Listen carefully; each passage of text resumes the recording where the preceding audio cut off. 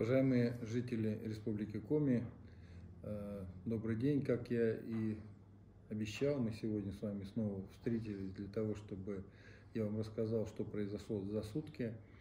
Конечно, самая главная сегодня информация – это о распространении коронавирусной инфекции по цифрам.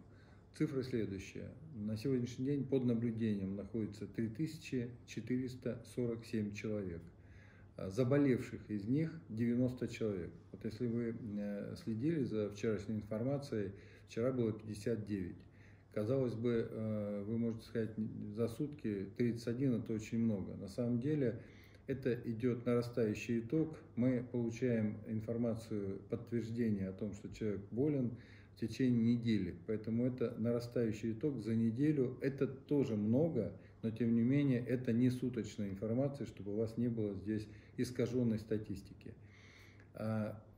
Действительно, мы делаем, как я вам говорил, мероприятия, те, которые необходимы, оперативные, и по оснащению медицинским оборудованием, и по снабжению СИЗами, средствами индивидуальной защиты, и обеспечению медикаментами.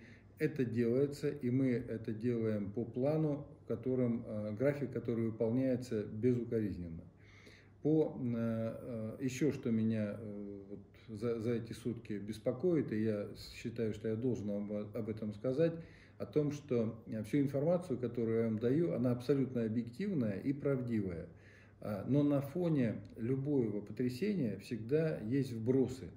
Один из вбросов о том, что якобы на самом деле значительно больше умерших, а умерших у нас на сегодняшний день 3 человека, и мы чего-то скрываем.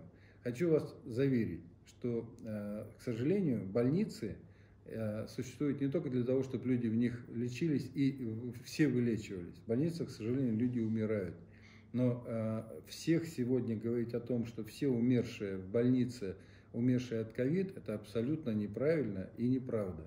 Люди умирают в больнице, умирают от инсультов, от инфарктов, умирают после тяжелых онкологических заболеваний. Связь с ковидом ставится только тогда, когда мы лабораторно после смерти подтверждаем, что у человека есть ковид.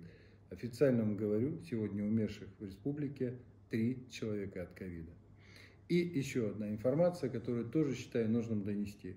Мы сегодня работаем действительно над тем, что в республиканской больнице есть заболевший ковидом, и мы это знаем. И мы сегодня отрабатываем все контакты у этого человека по и работникам больницы, и по тем пациентам, которые лежали с ним. Вот говорить о том, что у нас сегодня очаг, и о том, что у нас сегодня республиканская больница закрыта, потому что там существует массовое заражение, абсолютно неправильно. Еще раз повторяю, болезнь коварна, и действительно мы сегодня по республиканской больнице эту информацию отрабатываем. Никакого там очага нет, это рабочая ситуация, которую мы отрабатываем как профессионально, так и эпидемиологически, то есть как с точки зрения медицины, так и с точки зрения санэпиднадзора.